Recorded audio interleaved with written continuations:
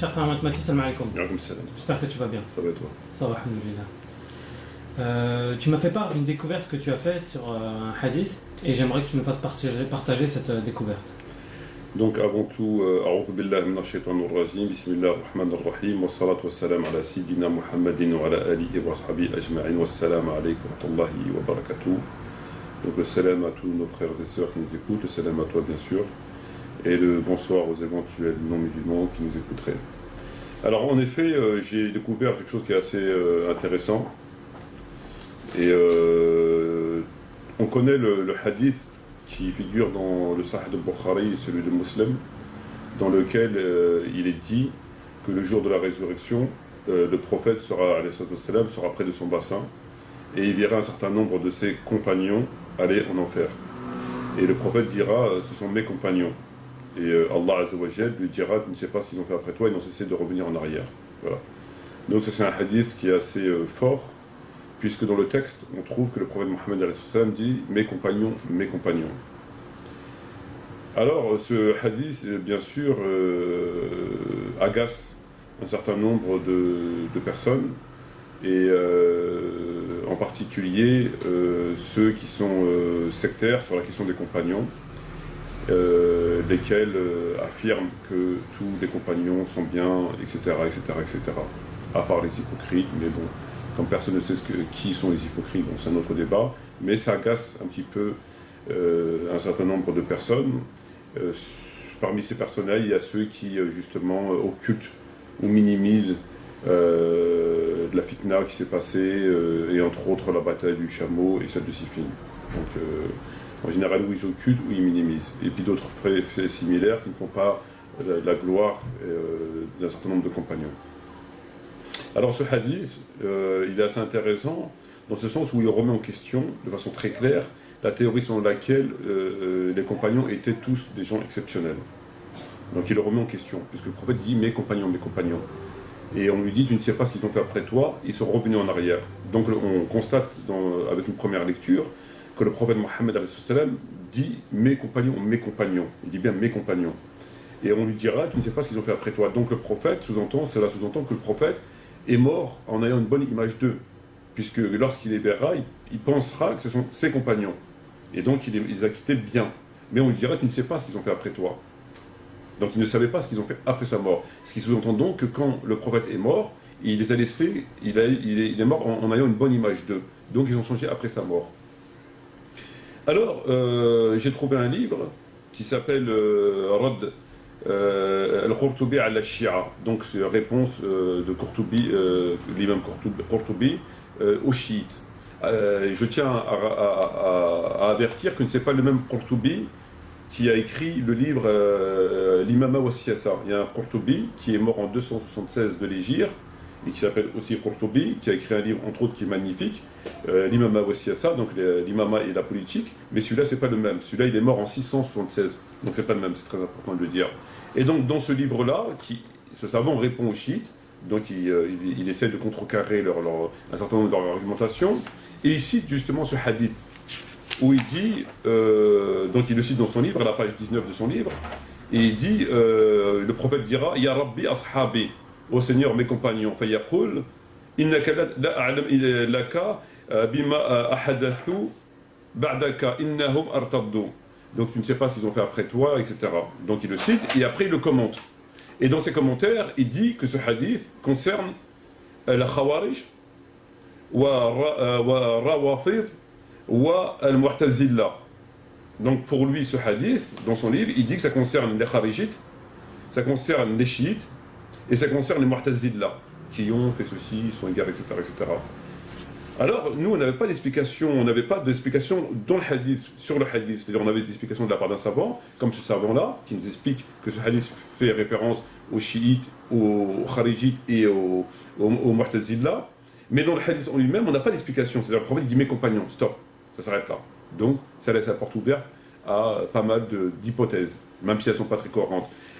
Ce qui est intéressant, c'est que moi j'en ai trouvé une dans le livre qui s'intitule 15 al-Ummal.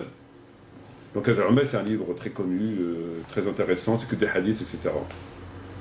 Alors dans le hadith, on retrouve, dans ce livre de hadith, on retrouve exactement le même hadith.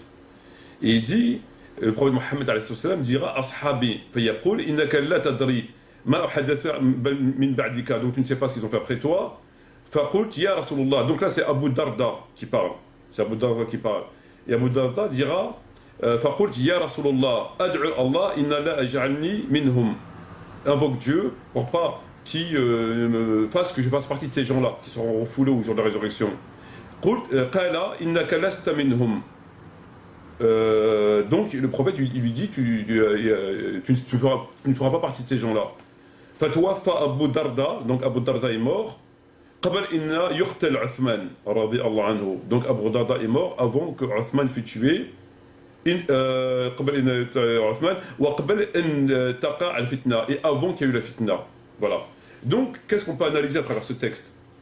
On analyse que on trouve le hadith, donc il parle des gens qui seront foulés le jour de la résurrection, et Abu Darda dit au prophète demande à Dieu que je ne fasse pas partie de ces gens-là. Et le prophète lui dit tu ne fais pas partie de ces gens-là.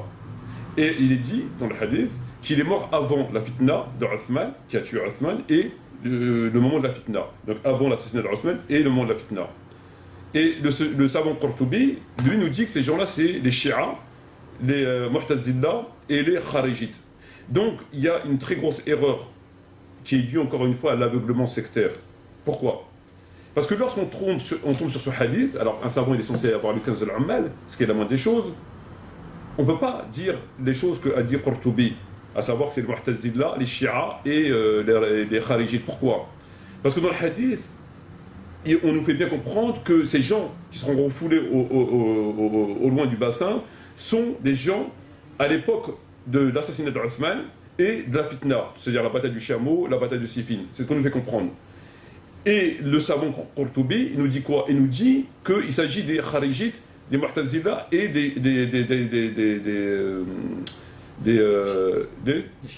Shia, voilà. Donc, on constate quoi? On constate que Qurtubi, il vise le groupe, la secte, le dogme. Donc, chiite, le dogme chiite, l'égarement supposé ou avéré du chiisme, les Kharijites et les Mu'tazila. Alors que le prophète et le texte dans Kanz al-Ammal ne visent pas la doctrine, ils visent des gens qui sont mal comportés, qui n'a rien à voir avec la doctrine. Le propos du prophète ne vise pas la doctrine. Il ne dit pas qu'il s'agit d'une doctrine qui va faire en sorte qu'il ceci, que cela. Il vise des gens, à travers l'assassinat d'Uthman et la fitna après, qui se sont mal comportés. Et donc lui, il a ramené ça à la doctrine. Ce qui est totalement erroné. Puisque la doctrine n'a rien à voir là-dedans. Il est bien fait état de gens qui sont mal comportés à l'époque d'Uthman et ensuite, à l'époque de la fitna, donc Siffin et la bataille du chameau, d'accord? Quel rapport y a-t-il avec la doctrine des chiites ou des Mu'tazila ou des autres? Aucun rapport. Puisque le texte parle d'un comportement physique et non pas de la croyance et du chemin de la croyance. On parle d'un comportement physique puisqu'on parle de Uthman et de la fitna. Donc on parle du comportement de gens qui ont eu un mauvais comportement et qui ont fait des choses qu'ils ne devaient pas faire. Donc c'est le comportement des gens qui est visé et non pas une doctrine. Le prophète ne parle pas d'une doctrine, il parle d'un comportement. Et donc lui, il a ramené ça à la doctrine. Et c'est quelque chose de grave. Parce qu'on jette l'anathème sur un groupe, alors que le texte ne parle pas du groupe. Et ça, je pense que l'anathème a été jeté sur le groupe, parce qu'on refuse, volontairement ou inconsciemment, le fait que ça vise des gens, des compagnons qui ont vécu à l'époque du prophète, que les compagnons, pas leur doctrine ensuite, ou je ne sais quoi. Et comme on veut pas accepter le fait que ça vise des compagnons, ni plus ni moins que des compagnons, on ramène ça à des groupes doctrinaux, à des sectes, pour pouvoir justement leur appliquer le hadith. Alors que ça n'a rien à voir du tout. Et là encore une fois, c'est une accusation qui est sans fondement et qui va à l'encontre du texte, puisque le texte vise des gens et non pas une doctrine. Voilà. Si je peux me permettre, le fait qu'il fasse part de l'assassinat de Uthman et de la grande fitna, ça fait partie du commentaire et non pas du hadith. Oui, mais c'est intégré dans le hadith. C'est-à-dire que le rapporteur, quand il a rapporté, il a intégré dans le hadith. C'est pas un commentaire. Si tu veux, je peux te le montrer. Le texte, il est là. Il est complètement intégré Tu vois, c'est pas un commentaire de l'auteur. Tu vois ce que je veux dire? Donc c'est intégré dans le hadith, c'est rapporté comme ça en fait, si tu préfères. Donc c'est pas le Kanz al-Ummal, le Handi, qui le dit. C'est un commentaire en dessous, c'est un sharh. Là, on peut, bien sûr, c'est commentaire contre commentaire. Donc là, il n'y a pas de problème. Là, c'est peut-être lui qui a raison, c'est peut-être lui. Là. Mais là, c'est un commentaire du hadith qui n'a rien à voir. Et là, c'est complètement intégré dans le hadith. Donc c'est rapporté comme ça par les premiers rapporteurs, ils l'ont rapporté comme ça. Et donc à partir de là, il fait autorité dans sa réflexion à l'autre, parce que c'est pas commentaire contre commentaire, c'est un commentaire contre un texte intégral. Voilà, et à partir de là, c'est la position qui consiste ensuite à venir nous dire qu'il s'agit des chiites et des mu'tazila, etc. Donc il vise le groupe et non pas les gens, alors que le texte vise les gens par rapport à la bataille du chameau, de Siffin ça ne vise pas le groupe. D'ailleurs, le terme mes compagnons ne peut pas être appliqué par la doctrine, puisque les compagnons que le prophète a vus, parce qu'il dit c'est des gens qui me verront, qui me reconnaîtront, que je reconnaîtrai, ça sous-entend c'est des gens qui ont vécu avec lui. Et à cette époque-là, il n'y avait pas la doctrine des Mu'tazila, comme elle s'est répandue juste après, et des Kharijites, parce que les Kharijites ont apparu à l'époque d'Ali, à cette époque-là. Donc, les compagnons ne pouvaient pas être Kharijites, d'accord? Elle est apparue à l'époque d'Ali, à l'époque du prophète, ses compagnons, que le prophète a connus, étaient des compagnons. Ils avaient la croyance du prophète, c'était ses compagnons. Donc, ils peuvent pas être suspectés ensuite d'être devenus des chiites, ou je ne sais trop quoi. C'est des compagnons. Donc le hadith, on le voit bien, vise les compagnons et non pas une doctrine. Et lui, il a ramené ça à la doctrine. Parce qu'on ne veut pas reconnaître quelque part qu'il faut s'arrêter au fait que ça vise les compagnons et non pas une... Et j'aimerais savoir, est-ce que cette lecture-là empêche l'autre? Est-ce que les deux sont opposés? Est-ce qu'on ne peut pas avoir les deux? Non, elles sont complètement opposées. Elles sont opposées même sans le 15 al-Ammal dans le texte. Quand tu prends le texte en lui-même du hadith Bukhari Muslim, tu analyses. Il parle des compagnons, et ce sont mes compagnons, des gens qui me reconnaîtront, que je reconnaîtrai. Donc tu sais que c'est des compagnons. Tu sais, c'est des compagnons. Et à partir du moment où c'est des compagnons qui ont vécu à l'époque du prophète et ils l'ont vu faire la sunna, etc., ils n'ont pas pu, quelques années après, devenir une secte. Ça n'a pas de sens. Ça n'a pas de sens. Les sectes se sont enracinées après. Donc, si c'est des compagnons, ça n'a pas pu devenir une secte au sens strict comme on l'entend aujourd'hui. Donc, rien qu'avec l'analyse du texte, tu vois bien qu'il s'agit de compagnons et de comportements qu'ils ont eus après la mort du prophète, puisque le prophète les a quittés comme étant des gens bien. Donc, il s'agit bien de ça. Mais avec le texte de 15 al-Ummal, ça confirme, puisqu'il fait état de l'assassinat d'Uthman et de la fitna qu'il y a eu après. Donc, ça confirme. Mais ça ne veut pas faire son explication, elle est complètement déplacée. Et encore une fois, c'est le fait de vouloir réfuter à tout prix l'idée des compagnons. La sacralité des compagnons les empêche de voir clair. Et donc, ils sont obligés de trouver des chiites pour leur taper dessus, des mu'tazila, et je ne sais trop qui pour pouvoir leur taper, pour dire c'est eux, il s'agit de eux, c'est eux les compagnons. Alors que ça n'a rien à voir, ça va à l'encontre du texte en lui-même, ça va à l'encontre des textes qu'on peut trouver dans d'autres livres de rapporteurs. Très bien. J'aimerais savoir si tu es au courant de la vidéo sur Maoudoudi. Et si oui, qu'en penses-tu? Il nous reste combien de temps? 7 minutes. Alors, la vidéo sur Maoudoudi, je l'ai vue. Donc, Maoudoudi, c'est quelqu'un que je respecte. C'est quelqu'un qui a dénoncé des choses évidentes, qui ont été malheureusement occultées par beaucoup de savants, entre guillemets sunnites. Donc, la bataille du Siffin, enfin, dans son livre Le Califat et la royauté. La vidéo que Maoudoudi où parle de l'intégralité du Coran et des choses similaires, c'est bien beau, mais ça ne répond pas aux questions.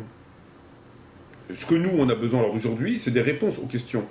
C'est-à-dire qu'il est fait état que le verset de la lapidation rapporté par Bukhari et d'autres versets rapportés par l'imam Malik dans son Muwatta ou dans tout livre de sources sunnites, entre guillemets, il est fait état que un certain nombre de versets ne sont pas insérés dans le Coran. Donc nous, ce qu'on a besoin, c'est des explications par rapport à ça. Est-ce que l'imam al-Bukhari a dit n'importe quoi? Est-ce que l'imam Malik, quand il parle des deux versets sur l'allaitement, a dit n'importe quoi, etc., etc. On pourra en citer des dizaines. Donc il faut qu'il nous réponde à cette question. C'est ça. Il n'y a que ça qui peut résoudre le problème. Donc ou bien il considère que ces textes sont faux, dans ce cas-là, il le dit, c'est sa position, ou bien il considère que ces textes sont vrais, dans ces cas-là, il faut qu'il nous explique pourquoi ils ne sont pas dans le Coran. Mais affirmer sans explication ne peut pas contenter. Tu n'as pas la réponse. Je peux te le dire, maintenant, le Coran, il est complet, il a toute la révélation depuis le début, etc., etc. Toute la révélation du Coran depuis le premier verset jusqu'au dernier verset, il y a tout dedans. Tu vas me poser la question, tu vas me dire, le verset de la lapidation, il est où?